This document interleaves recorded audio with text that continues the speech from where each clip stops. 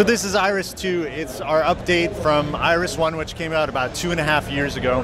And what we've done is we've taken the technology that was in RX that allows you to build your own filters for each of the 4 sample layers that are available in Iris 2.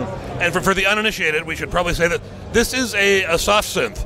Yeah. It is based on samples, but it is based on visually painting your way through the spectra of the samples, which you can see visualized on screen as these sort of different shades of blue. And by doing this, there you go. You can get harmonic spectrums that, 20 years ago would have been possible with something like a synclavier at 6 figures. Yeah, exactly. And, one of the things we like here, we have a traditional multi-mode master filter, so you can do subtractive synthesis like you can do in any great soft synth. But you can also design your own filters using this drawing paradigm. You have the opportunity to interact visually with your music. So if knobs aren't so much your thing, you have this visual opportunity. And a great new feature that we have in Iris 2 is this really comprehensive modulation system. It's all drag and drop, so it almost feels like you're patching a modular synth.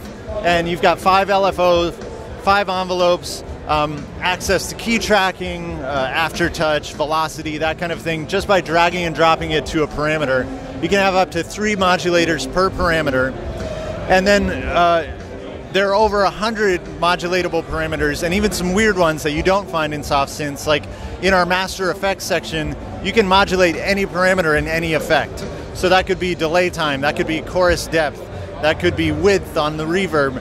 And that can give you some really inventive rhythmic effects just by syncing it to your host. Let's hear some sounds you've cooked up. Yeah, absolutely. I'll bring up one of the presets. This ships with 350 presets, and we have them just in 5 simple categories. So I'll bring up a rhythmic preset so we can really show off this modulation system.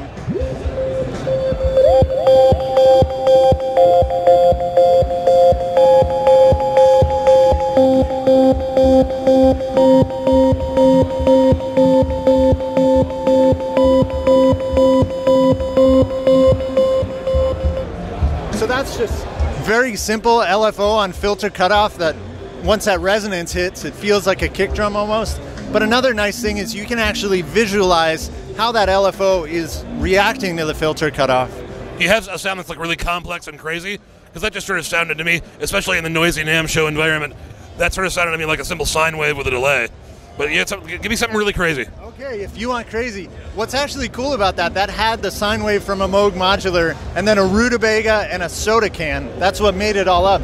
But let's find something that's a little bit crazier and a little bit outside. Well, that sounds like a way to make a bong in college, a rutabaga and a soda can.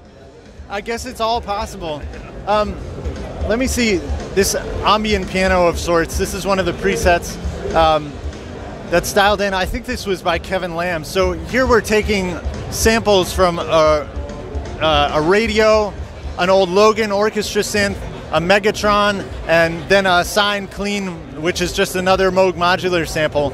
But this is a really expressive, playable instrument. It's a little...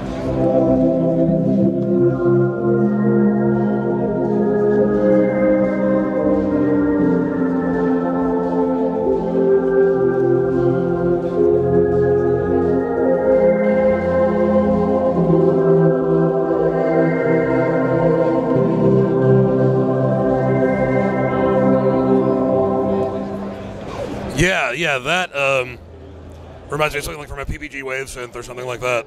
Yeah, and this thing does these evolving pads that you can really open up and have, a sound that evolves across your entire song.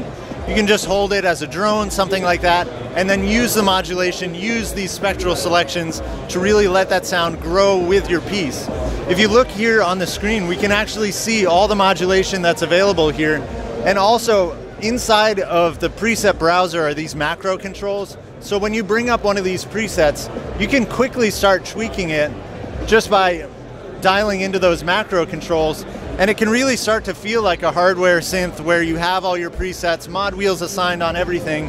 If you assign those macro knobs to your MIDI controller, you can really have that fun where you're going to a new hardware synth and it sort of inspires a new song just because it's a new sound that you haven't heard before. And it's really easy to tweak these things. One thing we're really proud of with this you look at all the options here, and it may be a little intimidating. There's a lot going on here. But we developed a 20-minute user manual that's available on YouTube just for free. Very cool. And it's just 16 tutorial videos on every little piece of Iris. So for the beginning user who may not be comfortable with synthesis, it's a great introduction to simple synthesis. And then for the more advanced user who just wants to figure out the nuts and bolts right away, it's 20 minutes and you got it figured out. Awesome. Well, we've got this on the docket for review at Keyboard Magazine. The guy who reviewed it the first time, Francis, was just flipped out over the thing, and so we're looking forward to reviewing version 2. Brad, thank you very much. Thank you, Stephen. We really appreciate it. Yesterday,